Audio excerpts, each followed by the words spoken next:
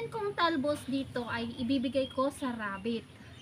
Kasi marami ng talbos, kaya ibibigay ko sa rabbit.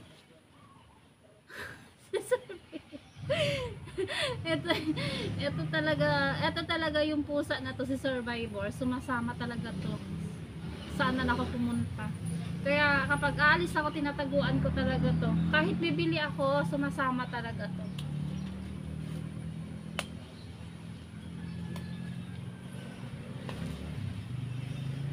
Ito yung ipapakain ko sa rabbit ngayon.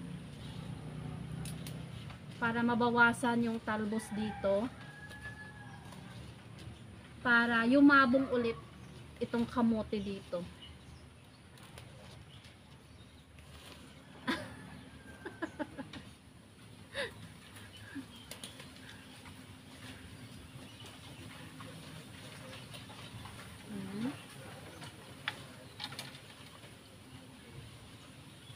Nakabantay talaga sa akin si Survivor.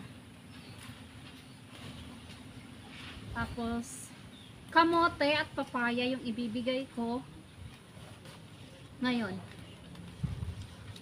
Yan ang dami.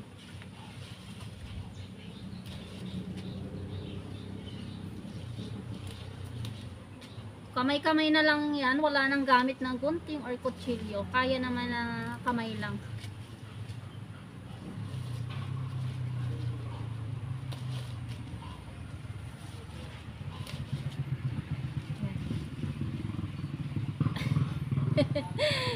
Nagbibideo ako.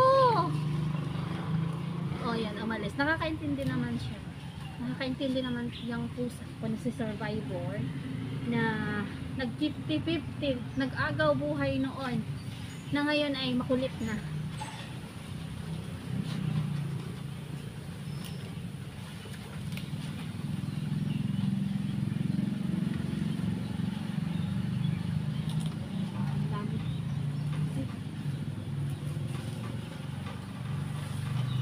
Kamote na yung mag-a-adjust kaysa sa camera dahil wala akong cameraman.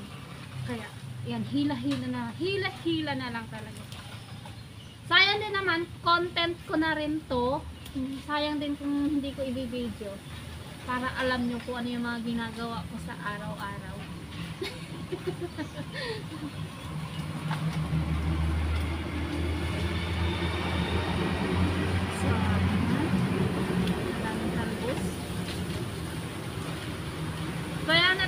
Nakuha at ibibigay ko sa mga rabbit dito sa kabilang bahay. So, hindi na pala yan kasali. Ito.